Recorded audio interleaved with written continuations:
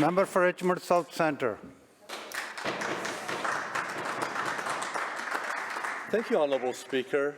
I want to take a moment to say I fully support a motion introduced by the member of Vancouver Falls Creek that be resolved that this House support this government's action to create affordable housing for all.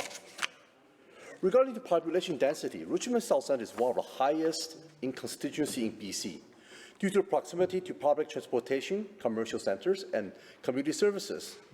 Many immigrant, young, and transitional families call Richmond South Centre home. Furthermore, Richmond, being one of the more desirable locations to live in Canada, is growing quickly. According to recent data, Richmond's population is approximately 21,000.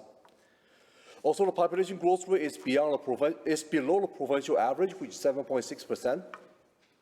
Richmond's 5.9% is still higher than the national average of 5.2%.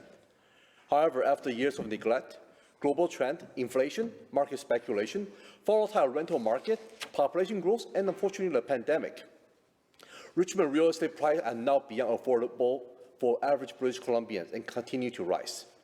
Housing is a right.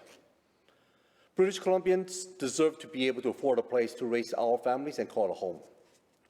Some of the young adults I spoke to share their frustration with the ever-inflated housing prices.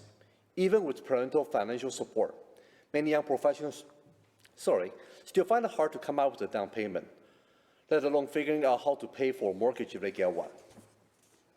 Rental isn't much of an option either. A Richmond resident shared with me her frustration. She's a mother of a child. Both husband and wife are working professionals.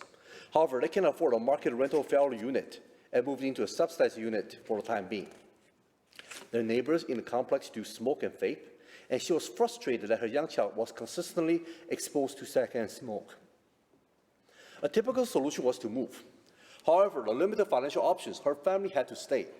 According to her, she fought years against her neighbor and the landlord, while her child was unable to escape the toxic environment. She could no longer ignore the health of her child. She and her husband had to make dramatic compromise in the quality of life to move into a more expensive unit. It was tough. Her family had to make difficult sacrifices to make a challenging option possible. The housing affordable crisis was not created overnight. It was market speculation, a volatile rental market, and years of neglect that exponentially amplified the housing supply challenge. There's no single solution.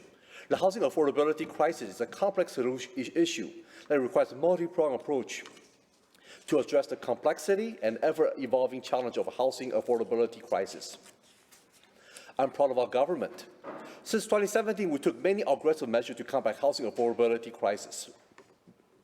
We introduced speculation and vacancy tax to target domestic and foreign speculators and turn over 18,000 empty homes into available housing for people and raise revenue or go to supporting affordable housing. My apologies for that. We increased foreign buyer tax up to 20%. We cracked down on tax fraud and closing real estate loopholes.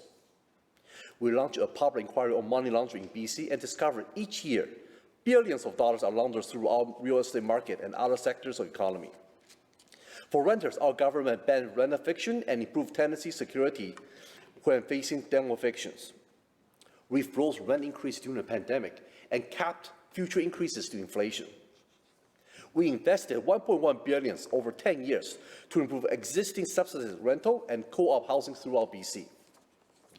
We are helping over 35,000 households by expanding eligibility and increasing the average benefit under rental assistance program and shelter aid for elderly renters. We are building 15,700 new affordable rental housing homes over 10 years through Building BC. We are building more than 5,000 new on-campus student housing. We established a housing hub to facilitate affordable housing partnerships to increase the supply of affordable housing for middle-income earners. It is the largest investment in affordable housing in BC history, with 32 homes built or on the way already. We're giving local governments a new rental zone tool to give them the power to protect and encourage the building of rentals since 2017. 52,000 new rental homes have already been registered in BC, and that's more than previous 15 years combined. We have 10 times more housing underway right now than the previous government when they left the government. Our government will work with local government to speed up approval process and explore new tools to curb speculation. We are introducing a cooling off period on home purchases to protect people of their biggest investment in this volatile housing market. Our government... Thank you, member. I apologize. I move to adjourn the debate.